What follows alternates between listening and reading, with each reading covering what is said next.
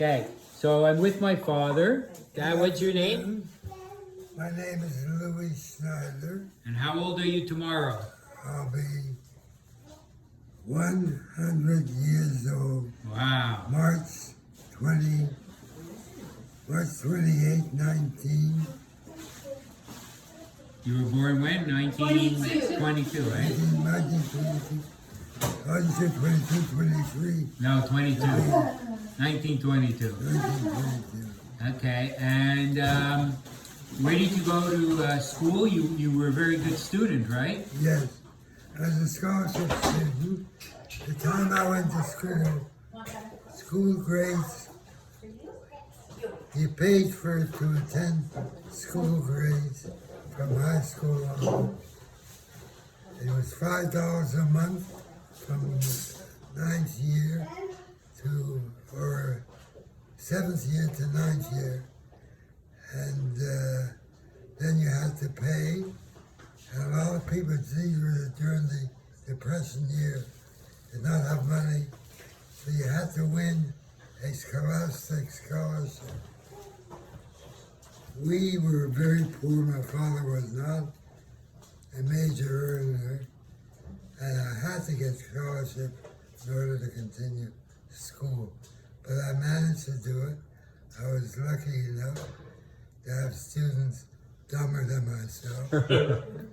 So Did you rank like number 1 or 2 or something like that? I was number 1 for 4 years in the high school.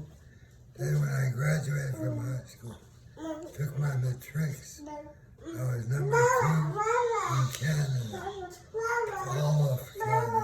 Wow. Unbelievable. And then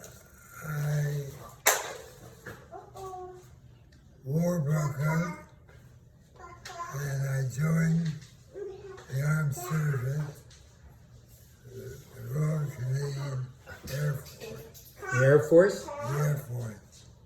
I was a member of the group for It doesn't matter. Okay. And you served for how many years there? I served for 5 or 6 years. Yeah. And where you were stationed in Nova Scotia? Or Quite a bit around Canada. okay. And then I was also doing some work over in the French Channel. We were shipping or guiding bombers, twin-engine bombers, across the English Channel from the Allied side to the German side. Wow. Okay. And And then you came back after war was finished. You came back and you were working in New York City for a while, eh? I was in New York. That was like in the Madman era, right? It was like in the 1960s. It was in the 60s. Okay. It was the greatest time to be in New York.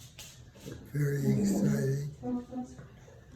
And then I was doing business with, what's the company now? Not Japan. Alcan. Is it Alcan? The aluminum company, whatever. The one we fought, the Japanese. Japanese. Yeah. What Japan. was it? Japan, there was another name for Anyways, doesn't matter. Go on. it. I started to do business with Alcan, and they had opened a manufacturing place of homes, building homes, and it went very well. They did business with me solely. And then they decided they wanted to set up an installation in Japan. So they asked me if I would go to Japan, take over their people there. The operation to teach them? Set them up with a mechanical operation. And How long were you in Japan for? I was in Japan, how long were you? 5 years. How many years? I was in Japan for about 5 years. Really? That long?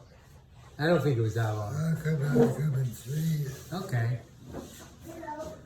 I took along an expert in building.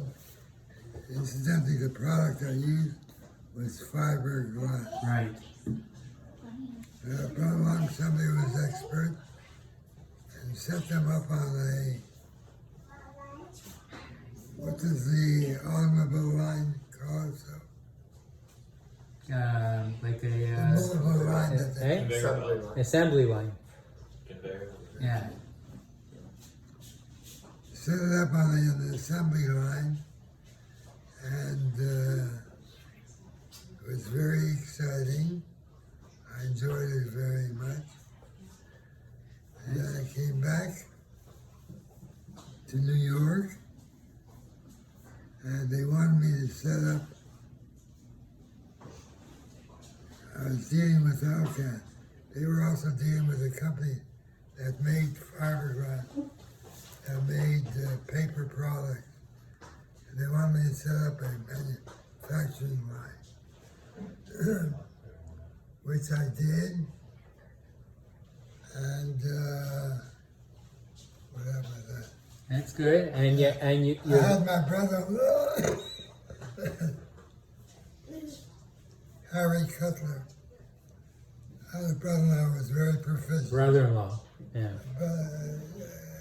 A brother-in-law.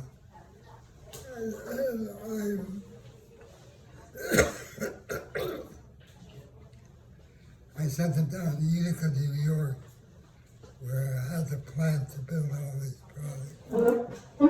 And he lived there and ran the business from the inside.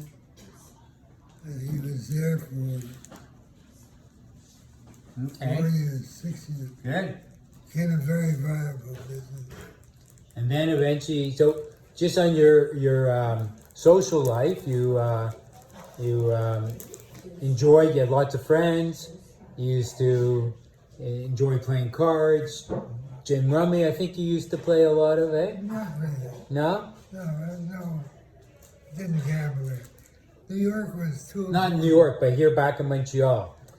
Oh, Montreal, yes, I was. You used to like to go to Ruby Foo's and I used to. I was a member of a bridge club. okay, We were the top players. I was teamed with a couple of guys from Toronto and Vancouver, and we played across Canada for enjoyment and also to make money. okay. That was with bridge. That was a bridge club. Okay. But we played gin rummy. Oh, you also played gin rummy. So you used to. I think you told me you used to play gin rummy where? In which restaurants? We had our bridge club was right across the Montreal Hotel. Okay. It was named. Mount Stevens? I Or? have it marked down somewhere. Okay. And you also used to play cards in the restaurants sometimes, in your friends' restaurants? Moishes or Gibby's? Moishe, we used to play with. Lighter. Moishe Lighter. Moishe likes it. Well, yes, he did. Yeah. First of all, he liked gambling. He was a poor player. Okay. You took a lot of money from him. Well, it was quite a bit of money, consider it that. We had a good time. It was an easy life. I can quite honestly say that I had an exceptional, good life personally, a fun type of life. I enjoyed what I was doing, the people that I had. They were all nice, they were all clever, and very interesting. And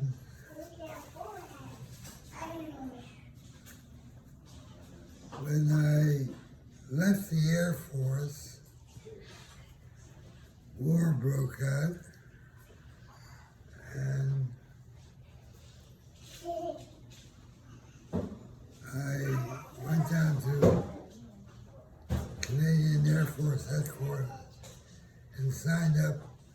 fight in the Air Force. They accepted me, and I served in the Air Force. Yeah, okay, you told us this. told you Yeah. All right. So overall, you say the most important thing is you had a very nice life. You say, eh? Yes. Actually, my Air Force, shipping, I think I told you, I shipped the Bombers.